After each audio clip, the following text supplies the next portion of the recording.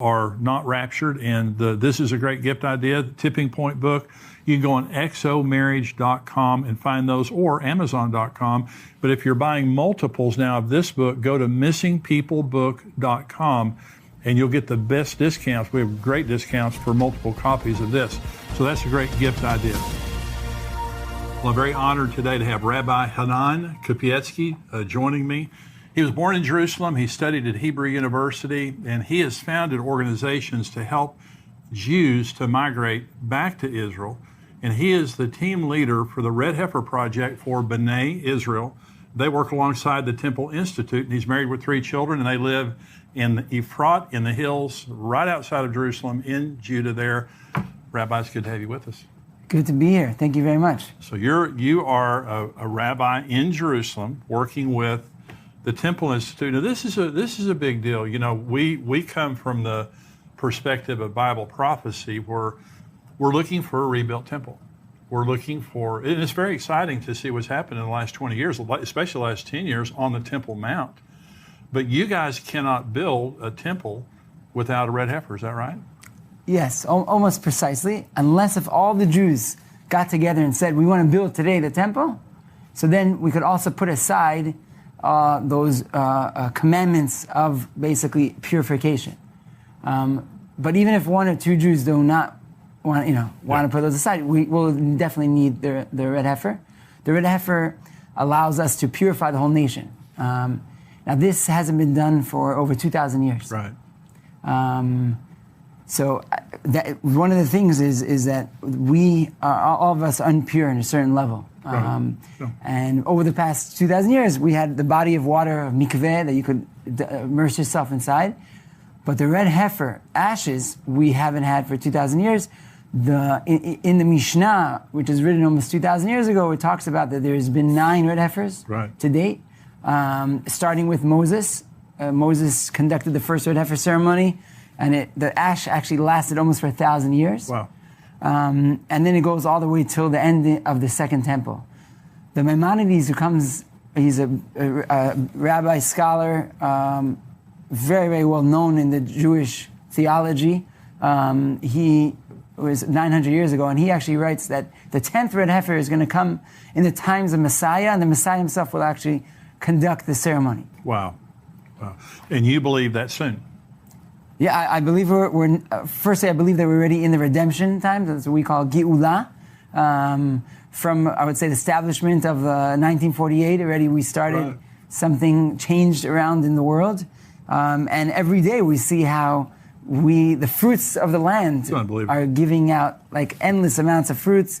And we know that also the prophecies talk about that. That's one of the ways that we'll be able to see that we're now living in times of Messiah, is that we're going to be able to come back to a land that's desolated and a land that actually blossoms like a rose. Exactly. Well, I'm going there in 2 weeks. I'll be there in 2 weeks. Yeah, and I've been there. So you come over for Shabbat meal. Okay. Okay. I'd love to.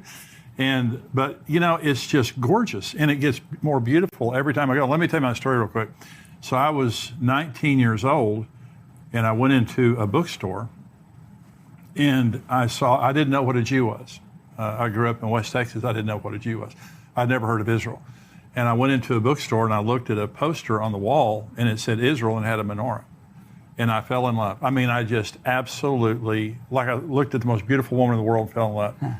And I asked the bookstore owner, I said, well, what's that thing on the wall over there? He said, that's Israel. And I said, what's that? He said, well, it's in the Middle East. I said, so? He said, well, that's where the Jews live. And I said, oh, great. So I have loved Israel since I was 19 years old, didn't even know why. But as Christians, and you're a Jew, you're waiting for Messiah to return. And we talked about this earlier. You're waiting for Messiah to come, and we're waiting for Messiah to return. But we both love God, we both love the Old Testament, and we're both waiting for the rebuilding of the temple. And we love the Jews and the people of Israel. Now, when the red heifer, you're a part of the project that Byron Stinson is a part of. And they have now 5 red heifers that are perfect, that are in Israel, that flew, I think, over there in September, what it was, that are in Israel, and they're all still perfect? Yeah, they're all amazing. I'll give you, I want to zoom out a little bit. So you're talking about you meeting for the first time or thinking a Jew.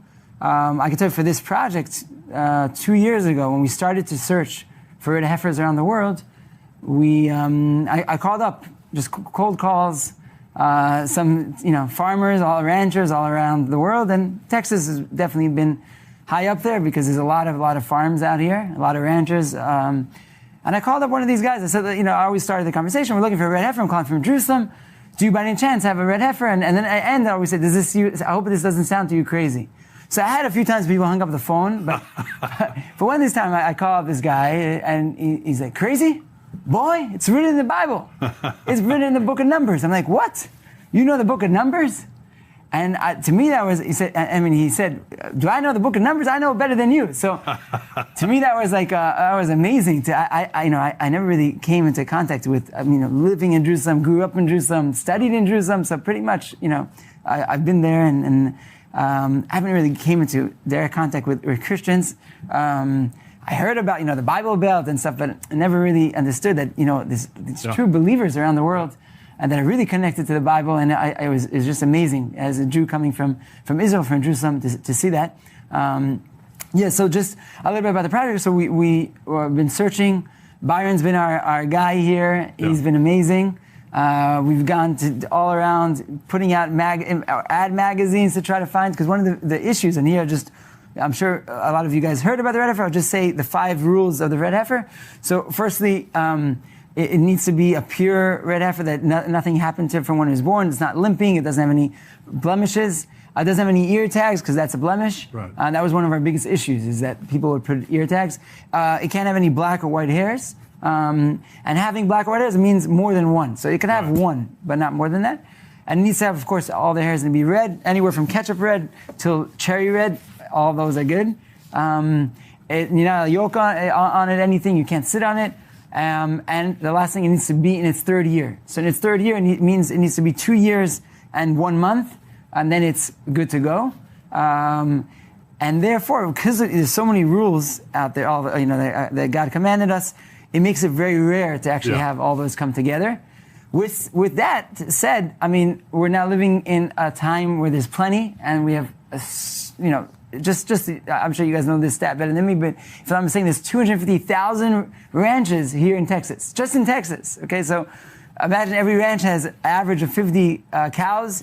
So we're talking about a lot of cows, and that's where we start to go out and search. And thank God we were very fortunate to be able to find the red heifers. And there's a few stories on the way, but I'll just say that bringing them to Israel was just as hard as actually finding them. There's an embargo to bring livestock to Israel. It hasn't happened, mainly from different disease between the countries they're very worried about. And we actually were able to bring them in on a special permit. We brought them in as pets. That's how we got them in. So that's also why there's 5, because you're allowed to bring up to 5 pets on your plane. And they came on an American Airlines flight, just 250 passengers on the top, 5 red heifers on the bottom. Awesome. Yeah. So now I heard Byron Stinson was talking about, you said they couldn't have any ear tags. The guy that was supposed to come in and put the ear tags on them didn't because of COVID. That's correct. Or they'd have been tagged when they got born. So it's really a series of miracles. Ooh. And so now they have to be perfect. How old are they right now? They're around a year and a month. Oh, so we got another year to go. Yeah, we're time every year and a half. We don't, keep it. Well, let's talk about, because for the temple to be built, and you said it correctly, every Jew has to agree, and that's not going to happen.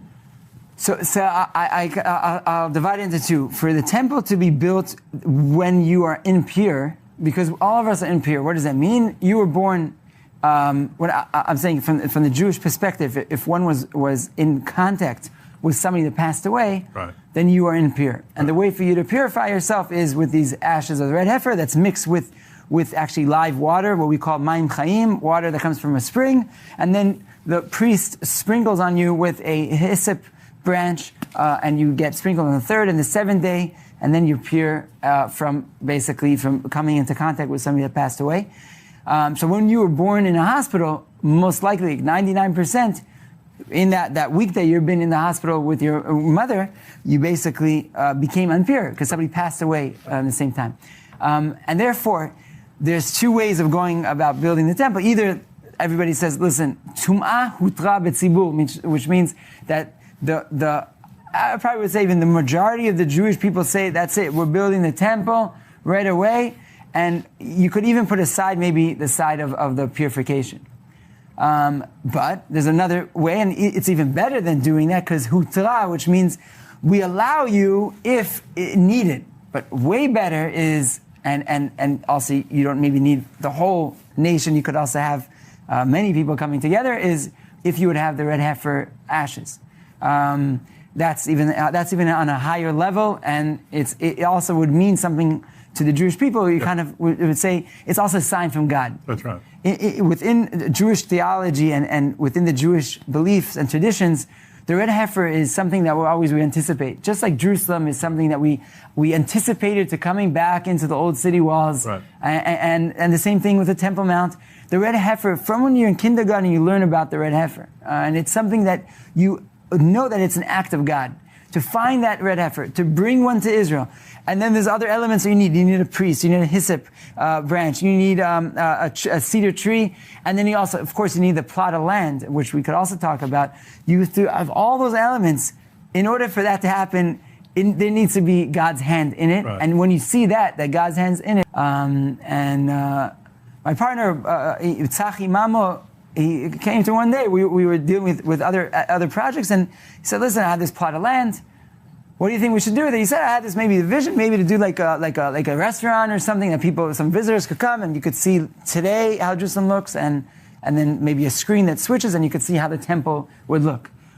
So I asked him, why not? Why do we need to have a screen? Why can't we just build the temple? You don't have to have a screen that says. And then also, I was talking to my brother, he said, what about the red heifer? That's exactly where the red heifer ceremony is supposed to happen. Wow. And then Wow. many more things happened, and then we're like, okay, we need to look. We then contacted the Temple Institute, and then my problem I always thought was the priest, and the red heifer, of course, and the site. The other two, we have the hyssop, tolat shani, which is a type of worm. You have the priest. Right. So the priest is I always thought was an issue, because you need to have a priest. We know kohanim. Right. But the problem is you need a kohen or a priest. Kohen is the Hebrew way of saying it, that is actually pure. That he wasn't born in a hospital. He never came into contact with somebody that passed away. It talks about in the Mishnah, it talks about that they would raise them on stones in Jerusalem in order for them to not come into contact with anybody that passed away. So one of the times I went up to the Temple Mount, I saw Rabbi Ariel, who is the founder of the Temple Institute. I was talking to him, and I asked him, isn't the biggest issue of the red heifer the fact that we don't have a priest? He's like, what are you talking about? We have 6 priests that are ready to go. Oh, gosh. They have been from they were born till today. We have priests that are 13, 14, and 17, and even one that's 19, and they even know the rules of everything that needs to be done. That's not the issue. He said the issue is the place and the cow. Wow. So he said, the place. I said, we have this place. He's like, what? You have a place, a Mount of Olives?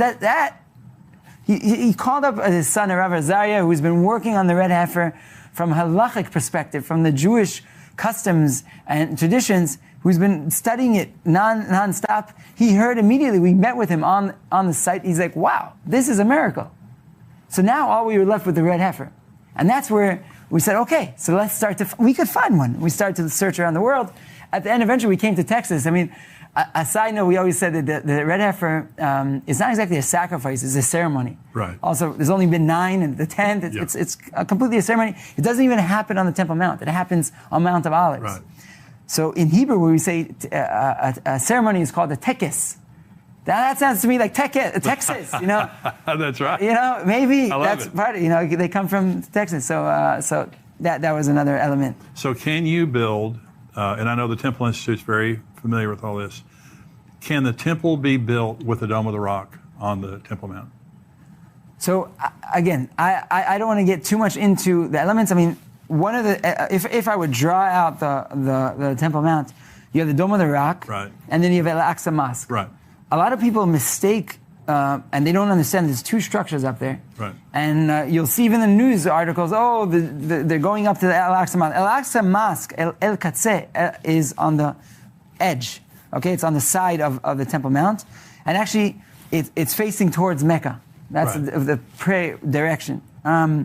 So what's up on the Temple Mount, you have the Al-Aqsa Mosque and you have the Dome of the Rock. The Dome of the Rock is a building that has 8 basically walls, or that's how it's structured.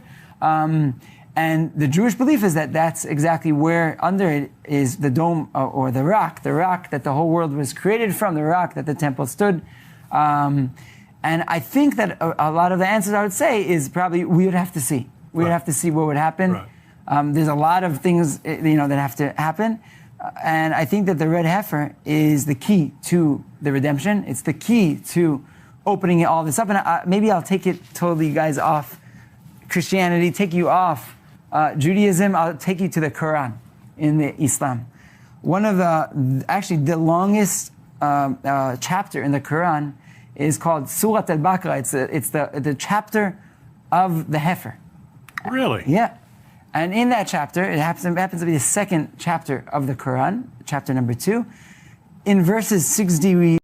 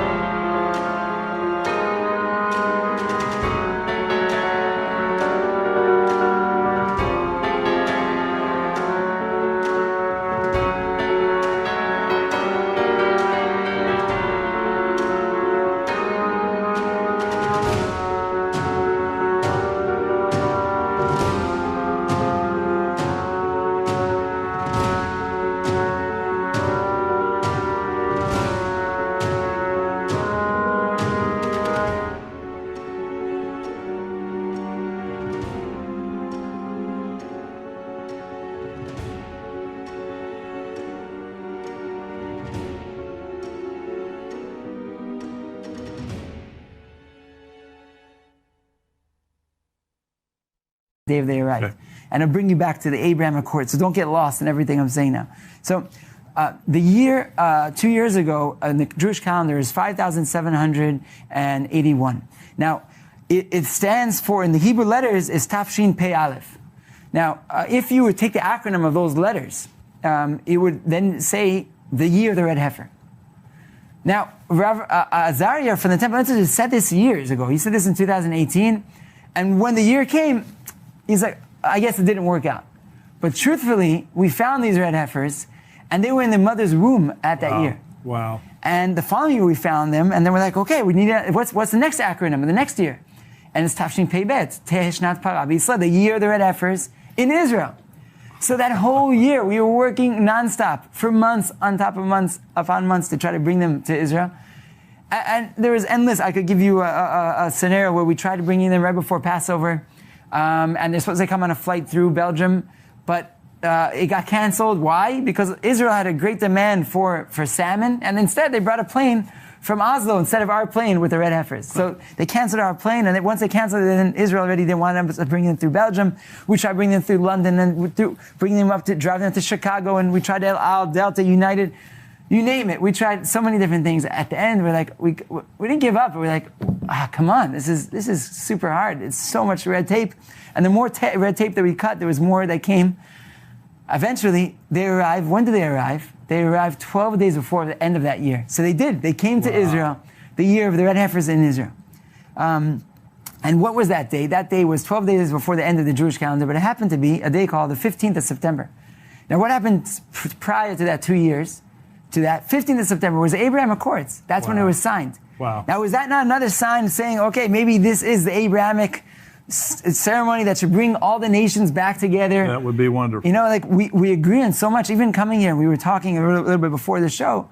We agree on so much. That's right. Why have we been for centuries so dedicated on those 5% that we disagree instead of thinking about the 95% that we agree? That's right. And instead we could work together hand in hand and see prophecies fulfilling in front of our own eyes. That's exactly right. And that's our prayer.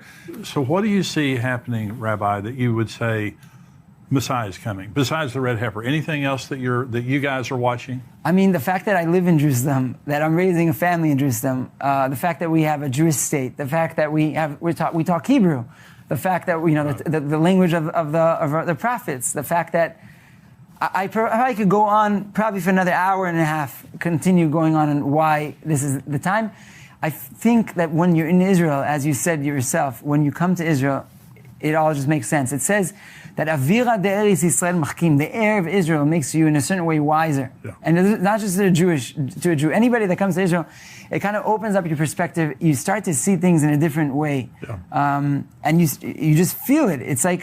It's kind of maybe like Disney, feel the magic in there. So you actually feel magic. There's something magical that's happening. And I don't even think you could just open your eyes. And I could go on. So what I'm trying to say here is again and again, we could see the prophecies. I started off in the show saying about the fruits of the land, because I think that's something that's so feasible and so something that you could see and you could feel when you're walking in Machane Yehuda market and you have delicious fruits. Oh yeah. And you're like, wow, this is it. I was there about 4 years ago, but before then it was just gorgeous. I mean, it's just beautiful. It's so productive. The city of Jerusalem is getting more beautiful, I believe. So, and I can't wait to go back in a couple of weeks and I'll see you over there. But anything else? Now, Bonai Israel is the ministry that you're a part of. Is that right? Yeah. And you guys, you need money, right? You need some help and for people to support what you guys are doing with the red heifers. It costs like $250,000 to take those red heifers over there, didn't it? Even more, but we'll tell you $250,000 just to keep you. But it was a pretty, not the worst, but then once they arrived, we also got from that, they're like, pay up. Yeah. Like, what? Yeah, you got to pay. So basically what we're trying to do now is the red heifers are in Israel. They're next to Beit Shan. And this is new news, breaking news. We just signed now with Shiloh, the ancient Shiloh site, that we're going to be moving the red heifers to build a visitor center in Shiloh, where the tabernacle basically stood for 369 years, right before coming to Jerusalem. So maybe that's also, like a little bit in the back of our minds. So we're going to be building a research center, a visitor center, where we'll be able to grow the red heifers there, but also for future generations. We want to have the red